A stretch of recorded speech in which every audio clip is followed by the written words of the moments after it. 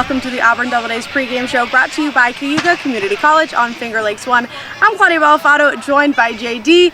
Rachi, JD, you must be tired. A little bit. It was a long day yesterday. 5 hours and 9 minutes for a 12-inning game for the Doubledays yesterday. They lose it 10-9 against the West Virginia Black Bears in walk-off fashion. You couple that with another 6-hour ride after the game back here to Auburn for this homestand against the Connecticut Tigers. It's been a long couple of days for Auburn because even before that 5-hour plus game, which is far and away by innings and by hours and minutes the longest game of the season for the Doubledays, the first two games of the series against West Virginia both went over 3.5 hours. So these guys have been playing a lot of baseball over the last 3 days. Couple that in with two different 6-hour trips. They've got to be feeling it, and Rocket's letting them have a little bit of time to get to the ballpark today. He said nobody here before 4 o'clock. It will be a show and go kind of day. No cages. Pitchers will stretch just a couple of hours before the game gets going. So they're going to let them ease back into the baseball thing after having a little bit of time to get some rest this morning.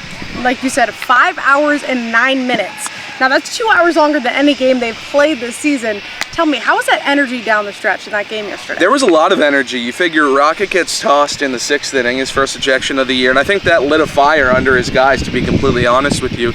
It was definitely a close call, a questionable call from the home plate umpire on a pitch that hit Jake Randa on the foot. It was just a question of whether he had cut through it before the pitch hit him on the foot, but that lit a fire under the Doubledays. They had another comeback, and that was probably the most impressive thing that they did in this series against West Virginia. All 3 games they were down. All 3 games they either came back to tie or win the ball game. So the resiliency of this team, the no-quit attitude continues to manifest itself, but certainly playing that much baseball in a span of a short amount of days isn't an easy thing. It's not easy on the pitching staff either. You saw guys probably go either longer than expected yesterday, or saw guys that probably weren't even scheduled or thinking about going yesterday. Evan Lee, for example, a guy usually comes out of the front end of the bullpen. He ends up being the last guy the Doubledays bring in. So that's when you know you're kind of looking for a pitcher that can get you some outs, even if it is a couple of days before he's scheduled to go. And we saw some debuts as well, short season. A debut for Nationals' first-round draft pick, which we'd heard a lot about, Jackson Rutledge. What did you see from his game yesterday? Electric fastball. It took him a little while to settle in. He gave up a 3-run homer in the first inning and then gave up a leadoff double in the second inning. But when he got going in the second inning, things went much, much better for him. The fastball is legit. He throws it super, super hard. And considering the way he throws and the way he pitches, he kind of short arms the baseball. And the fact that he's still pumping it in there in the mid to upper 90s consistently and can touch up to 99 miles an hour, that's impressive. And then Todd Peterson also made his short season debut yesterday, and if you can couple the mid to upper 90s fastball from Jackson Rutledge as your starter, and then the mid to upper 90s fastball from Todd Peterson out of the bullpen, that's going to be a dangerous combination. They both throw super hard, far and away the hardest throwers on this Doubledays roster. And today against the Tigers, we have Yomar Gomez on the mound, who we've seen have some pretty strong starts this season. He's been awesome. He's been the ace for this team going into the year. He was the day 1 starter against Batavia, and he is not disappointed. Coming off his quote-unquote worst outing of the season when he still went 5 innings, his ERA is sub-2. It's top 10 in the league. He has been absolutely fantastic this season. The fastball's not as hard as Jackson Rutledge's, but it is just as effective, if not more effective.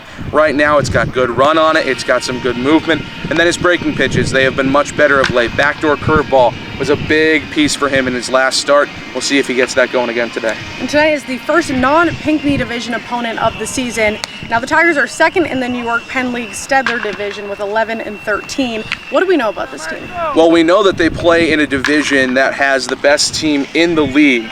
So the fact that they're 2 games under 500 and second place in the league is a credit to what the Lowell Spinners have done, which is actually the next opponent after Connecticut. The Doubledays will go on the road to Lowell, Mass to take on the Spinners, which are the Red Sox affiliate. But other than that, they've got a lot of talent. They've got their first rounder, Riley Green. He's a high schooler that got drafted this year. He's already up with the Connecticut Tigers as just an 18-year-old out of high school.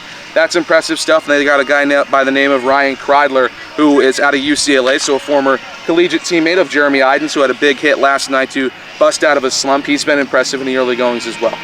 All right, guys, thanks, JD Rachi. Claudia Balafato, first pitch set for 7 p.m. Game 1 of the 3-game series against the Connecticut Tigers. This is your Auburn Doubledays pregame show brought to you by Cayuga Community College.